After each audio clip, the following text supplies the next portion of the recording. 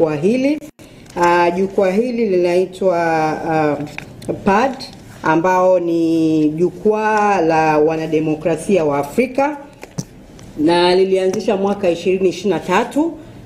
Huu ulikuwa ni mkutano wake wa 3 wa mwaka. Imekuwa ni kawaida kwa wanajukwaa hili kukutana kila mwaka kujadili masuala ya demokrasia katika Afrika, ulimwenguni mote, na masuala kuhusu uongozi kwenye nchi mbalimbali na namna ambavyo tunaweza tukafanya kazi pamoja kushirikiana na kuhakikisha kwamba tunapata haki na demokrasia katika Afrika. Kwa hiyo mwaka 2023 jukwaa hili wanajukwaa walikutana nchini Poland. 2024 tulikutana Cape Town, Afrika Kusini, na 2025 kwa kutambua umuhimu wa demokrasia Afrika, kwa kutambua nafasi ambayo Angola ilikuwa inaenda kushikilia kama viongozi wa Umoja wa Afrika. Jukwaa hili lilichagua mahususi kuendelea na kikao chake nchini Angola kwenye mji wa Benguela. Na nchi ambazo zimekuwa zikishiriki na ni washirika wa jukwaa hili ni pamoja na South Africa, Namibia, Msumbiji, Angola wenyewe, Uganda, Kenya, Lesotho, Swaziland, Sudani ya Kusini, Tanzania, Uganda na Ethiopia, na Sudan ile ambayo Sudan. Sasa mwaka huu ulikuwa ni mwaka mwingine tena kwa wanasiasa kutoka Afrika, wanademokrasia kutoka duniani na sehemu nyingine zote.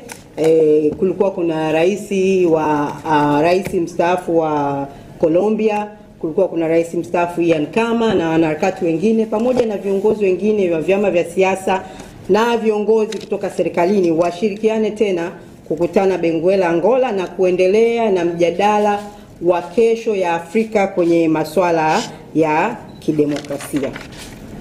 Kwa hiyo mtatambua kwamba hili ni jukwaa muhimu, tunalihitaji kama wanasiasa wa Afrika, kama wanaharakati wa Afrika na watu tunaoitakia kesho njema kwa Afrika ili iweze kuwa na demokrasia bora na inayojibu haja za watu wake kuhusu maendeleo na usimamizi wa mataifa yetu.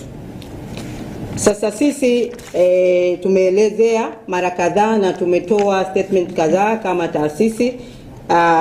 Tunaelekea sasa kwenye wito. Sisi tunatoa wito gani kama ACT Wazalendo kutokana na kadhia hii ambayo mmeisikia na ambayo tumeendelea kuifafanua, na baadaye tutampatia nafasi mwenyekiti wa chama aseme kwa upande wake. Kwanza, baada ya matukio haya yote kuanzia tarehe 13 mpaka leo tunapofanya press conference tarehe 16, hatujasikia chochote kutoka kwa serikali ya Jamhuri ya Muungano wa Tanzania, kutoka kwa Wizara ya Mambo ya Nje kwamba ni nini hasa kilitokea mpaka viongozi kutoka Tanzania wenye mamlaka makubwa katika nchi wamezuia kuingia Angola. Kwa hiyo tunaitaka serikali itoke hadharani na itoe kauli kuhusiana na tukio hili. Lakini pili, tunaitaka serikali imuite balozi wa Angola nchini Tanzania ili ajieleze kuhusiana na kadhia hii iliyotokea. Wito wetu wa 3, mmenisikia nimeeleza kwamba Angola sasa ndio wenyekiti walipewa wenyekiti wa Jumuiya ya Afrika AU. Na tunajua kazi hii ni ya kusimamia mambo yote yanayoendelea katika Afrika ikiwemo demokrasia, maendeleo ya watu wa Afrika, na tunafahamu kwamba Umoja wa Afrika umesema kwamba mwaka huu kauli mbiu yao ni mwaka wa kutafuta haki kwa Waafrika na watu wenye asili ya Afrika kupitia fidia.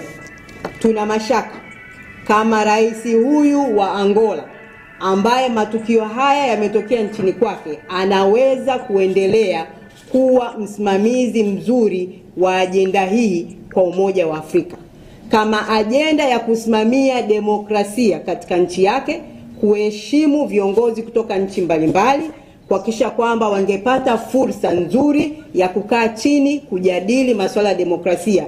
Imeshindikana katika nchi yake. itawezekanaje yeye kuongoza na kusimamia ajenda hii kwenye mataifa yote ya Afrika.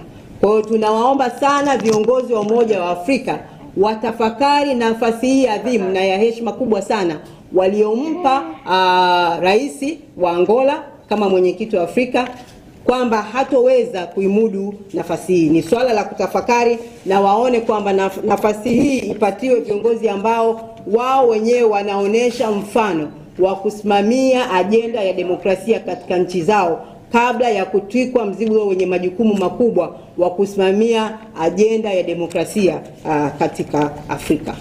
Asante. Baada ya kusema hayo machache, naomba sasa nimkaribishe mwenyekiti kwa namna ya kipekee aendelee kuzungumzia kuhusu swala hili. Karibu mwenyekiti wa chama. Asante.